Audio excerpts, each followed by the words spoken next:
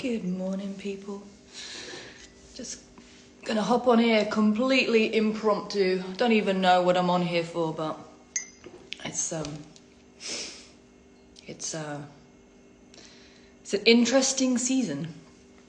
How is everybody? I'll save this at the end and then perhaps share it everywhere, but look at my beautiful tulips. This is an act of self-care. I'm in this place right now where I'm just listening to myself, allowing myself, hello, those joining, I'm allowing myself to feel everything, even if it doesn't feel very pleasant. I'm allowing myself to feel, I'm allowing myself time. Hi. And it's so important, and I'm realizing that, you know, as healers, as counselors, as therapists, as practitioners, we can get stuck in that role, and we can, we can get stuck in that role of giving, and it's prevalent. People keep saying, you can't just keep giving out of an empty cup. But sometimes you don't even realize how empty your cup is until you get to a point where you're like, you know, there's nothing left. Your coffee has run dry, so to speak. So I think it's such an important topic to talk about.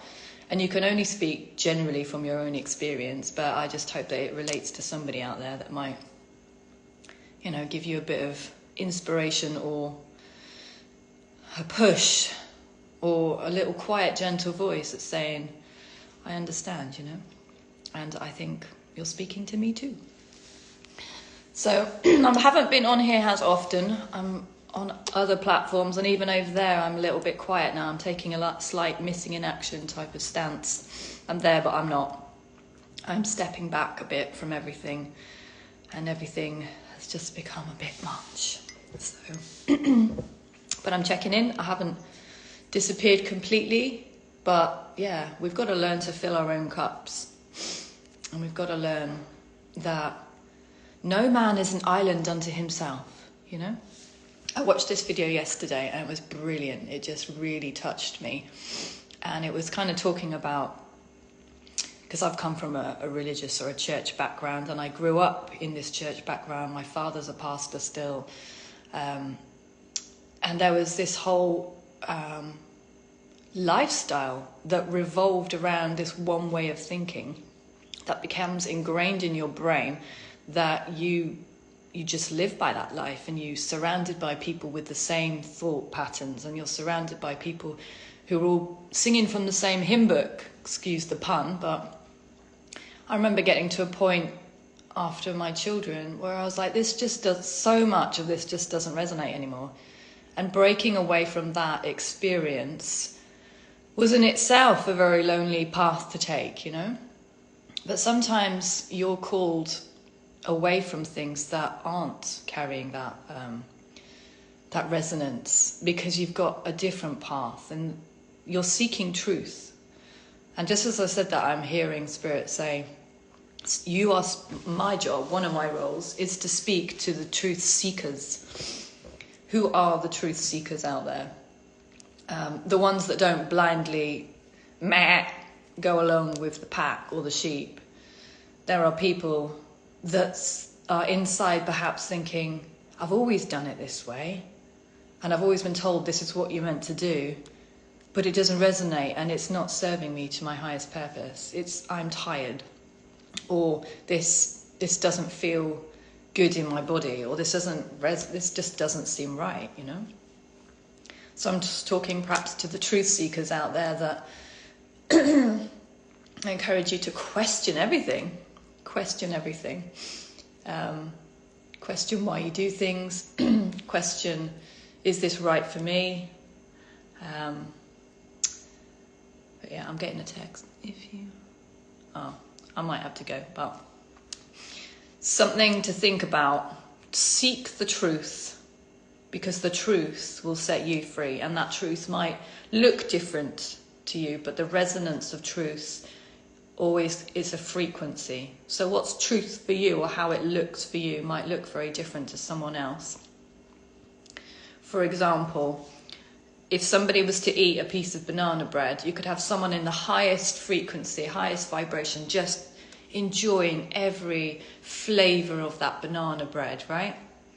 And somebody else who perhaps has an eating disorder, they could be eating, they could be eating that banana bread with shame and guilt and anxiety around the same experience as someone else. So what's truth? And so would it be truth to say that banana bread is bad? No, it's about your experience, your truth in that situation. We label things as black and white, but predominantly what's right for one person, what feels good for one person, what is edifying for one person, could be a complete wrong situation or an anxiety situation for another. So truth is a frequency, and truth is a vibration of what's right for you. And in order to know what's right for you, you've got to do a little dance into places perhaps where that doesn't work. Ooh, no, that really doesn't work. But that works for someone else. It doesn't work for me. So seek the truth, my friends. Seek the truth. And really just tune in to what is right for you, and seek source. Seek your internal peace. Seek wisdom. And make sure that you're aligning yourself to what resonates as your path. Doesn't always feel good, but you can tune into it. You can walk a path that feels a bit icky, and you know, this is what I have to do. I have to face these fears, or I have to go into uncomfortable places to stretch. But you'll know. So yeah, seek the truth, my friends, and tune in to what is right for you, that will edify you, to build you up, to give you strength and wisdom and peace and the fruits of the Spirit. Love, joy, peace, patience, goodness, kindness, self-control and faith. I can't remember how the order goes. The fruits of the Spirit, the symptoms of living the life that is good for you will have good fruit. And you won't be feeling distressed and awful. And if you are, that's just maybe a rudder to change. But anyway, just a quickie. Love you. Take care.